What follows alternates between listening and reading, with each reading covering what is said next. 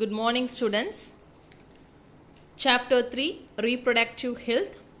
In the last class, we have discussed about the need for reproductive health, problems and strategies, amniocentesis and its statutory ban, social impact of sex ratio, female feticide and infanticide.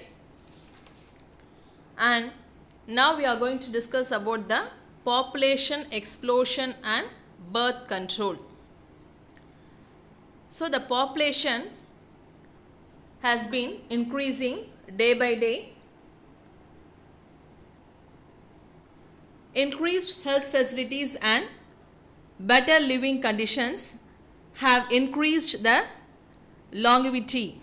That is, when compared to the earlier days, the lifespan of human has been increased. In the earlier days, the lifespan of human is around 60, but nowadays, due to the increased and advanced health facilities and better lifestyle, human lifespan has been increased. According to a recent report given by the United Nations, India's population has already reached 1.26 billion and it is expected to become the largest country in population size, surpassing China around 2022. So before, China is the largest country in population size, but due to the increasing population, India is going to beat the China population. To overcome the problem of population explosion, birth control is the only available solution. So in order to overcome the problem of population explosion, birth control is the only available solution. So people should be motivated to have smaller families by using various contraceptive devices. So what are contraceptive devices? Contraceptive devices are devices which prevent or avoid pregnancy. That is called as contraceptive devices. On the other side, the government also should take measures in order to control the population by giving advertisements in the media as well as in the posters or bills with slogan Naam Iruvar Namakkiruvar. So in the earlier days, the slogan was given as Naam Iruvar Namakkiruvar, and now the slogan was Naam Iruvar Namakkoruvar. So these type of slogans should be given to control the population growth in Tamil Nadu. On the other side, statutory rising of marriageable age. In the earlier days, child marriage is exhibited, and these are also one of the reasons for population explosion. So the government should take measures, and the age should be for female above 18 years and above, and in males 21 years and above. And intensive should be given to couples with small families or the other measures taken to control population growth in our country.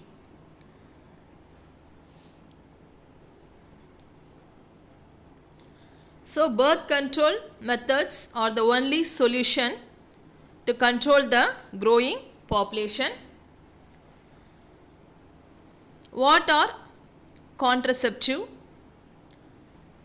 Contraceptives are methods or devices which prevent the pregnancy. The voluntary use of contraceptives to prevent fertilization or prevent implantation of the fertilized egg in the uterus is termed as the birth control. How should be an ideal contraceptive? We can call it as ideal contraceptive, or the best contraceptive should be user friendly. So the best contraceptive should be user friendly. User friendly means it should be comfortable to the user. It should not create any, that is, discomfort to the user. So the contraceptive should be user friendly, that is, it should be comfortable to the user, and it should be easily available in the shops. So the contraceptive should be easily available in the shop, and it should not create any side effects or very least side effects. So very little or no side effects, and should not interfere with the sexual drive. So these are the features or properties of an ideal contraceptive. It will be asked in the 2-mark question. How should be an ideal contraceptive? So an ideal contraceptive should be user friendly, easily available, with least side effects, and should not interfere with the sexual drive. The contraceptive methods are of two types. One is called as temporary and another one is permanent. Again, the temporary is of two types. One is natural and the another one is barrier. And permanent birth control methods include surgery, that is, in male it is called as vasectomy, and in female it is called as tubectomy. So that is called as permanent birth control methods. What is temporary birth control method means, or temporary contraceptive means? It should be reversible. For example,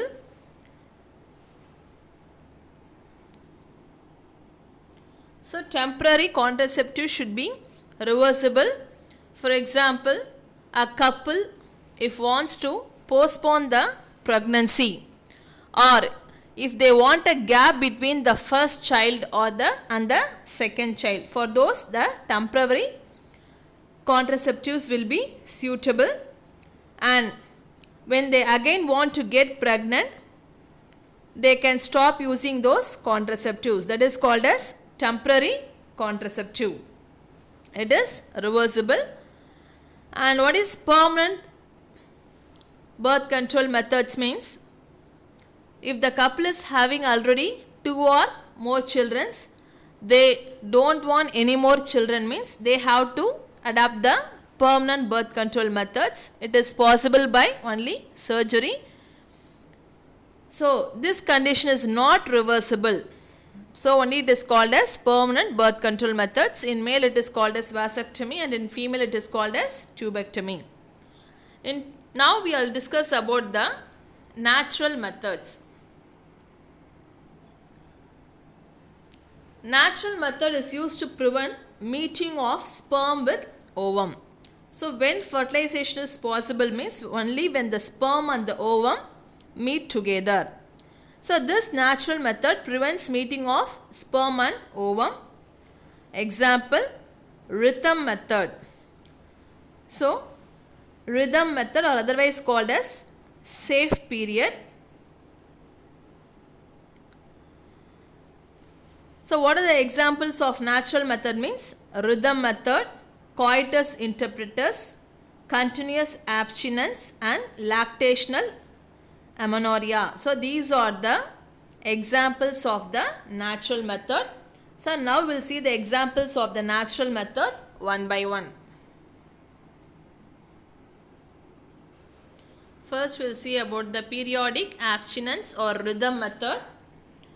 So periodic abstinence means absence of sexual intercourse during a particular period of time. So the name periodic abstinence, or otherwise called as rhythm method.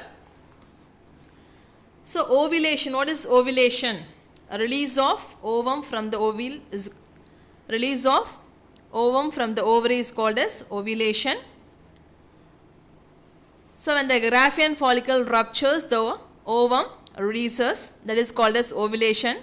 This ovulation occurs at about the 14th day of the menstrual cycle. If the first day is the menstrual cycle start, means from that the 14th day is the ovulation period. Ovum survives for about 2 days. So the released ovum will be alive for 2 days and the sperm remains alive for about 72 hours in the female reproductive tract.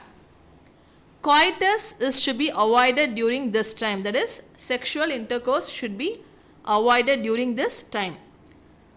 So it is called as safe period. So what is the risk period means? The time of ovulation is called as the risk period, that is on the 14th day. So from the menstrual cycle 12 to 14 day or the risk period. So on that particular time coitus should be avoided. So this is called as periodic abstinence or rhythm period, that is sexual intercourse should be avoided during the ovulation period. So ovulation occurs on the 14th day, and if you take 2 days before 14 and 2 days after 14 or the risk period, that is 12 to 16 day or the risk period, and apart from the 12 to 16 days other period are called as safe period. Next we are going to see about the continuous abstinence. So what is continuous abstinence means? It is the simplest and most reliable way to avoid pregnancy is to not have coitus for a defined period that facilitates conception. So continuous abstinence means continuously absent, that is avoiding sexual intercourse for a particular period of time like 3 months or 6 months. So this is the simple and most reliable way to avoid pregnancy for a defined period. So this is called as continuous abstinence. Next is the coitus interpretus. It is the oldest family planning method. So at the time of sexual intercourse, the male partner withdraws his penis before the ejaculation. Ejaculation means depositing the sperms on the female reproductive tract, thereby preventing the deposition of semen on the vagina. So in coitus interpretus, during sexual intercourse, the male withdraws his penis before ejaculation, thereby preventing the deposition of semen into the vagina. So this is called as coitus interpretus. Next we are going to see about the lactational amenorrhea. Amenorrhea means absence of menstrual cycle, that is during lactation. So lactation means, that is after parturition milk is secreted from the mammary gland, that is called as lactation. During this period the menstrual cycle is absent, that is called as lactational amenorrhea. So after parturition the menstrual cycle resumes, that is it again repeats as early as 6 to 8 weeks. So the menstrual cycle resumes as early as 6 to 8 weeks from parturition. So after delivery it takes few weeks or few months to resume the menstrual cycle. Even though the menstrual cycle appears, the reappearance of normal ovarian cycle. So what is the difference between menstrual cycle and ovarian cycle means? Both are more or less same. But even though menstrual cycle starts, ovarian cycle does not occur. That means the ovum does not get released. That is called as ovarian cycle. So the reappearance of normal ovarian cycle may be delayed for 6 months during breastfeeding. So after delivery, the normal ovarian cycle resumes or reappears after 6 months. So menstrual cycle or ovarian cycle does not occur for 3 to 6 months during breastfeeding. So this delay in ovarian cycle is called as lactational amenorrhea. That is, absence of ovarian cycle during lactation is called as lactational amenorrhea. So it serves as a natural but an unreliable form of birth control. So during lactation, that is when the mother is feeding the child, when the mother is breastfeeding the child, at that time there is very less or no chance of pregnancy. So it serves as a natural but an unreliable, it is not a reliable form, it is an unreliable form of birth control. So how this happens means suckling of the baby during breastfeeding.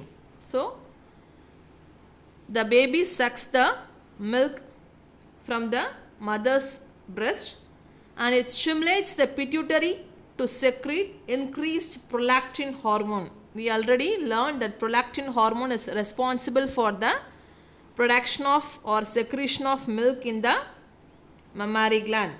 So due to the suckling of the baby, the pituitary gland is stimulated and it secretes the prolactin hormone in order to increase the milk production. This high prolactin concentration in the mother's blood may prevent the menstrual cycle. So the high prolactin concentration in the mother's blood will prevent the menstrual cycle by suppressing the release of gonadotropin releasing hormone. So this prolactin hormone suppresses the gonadotropin releasing hormone.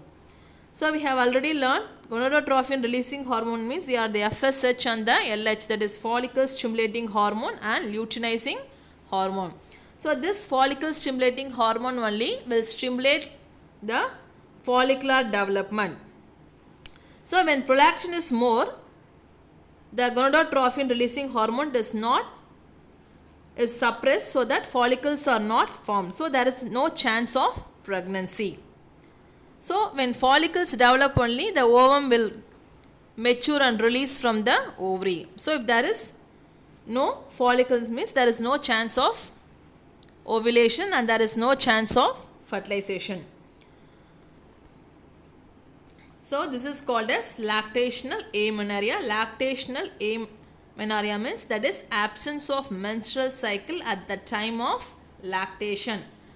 So there is very little risk or no risk of pregnancy at the time of breastfeeding. So this is called as lactational amenorrhea. So till this we conclude our topic. In the next class we will discuss about the barrier method. Thank you.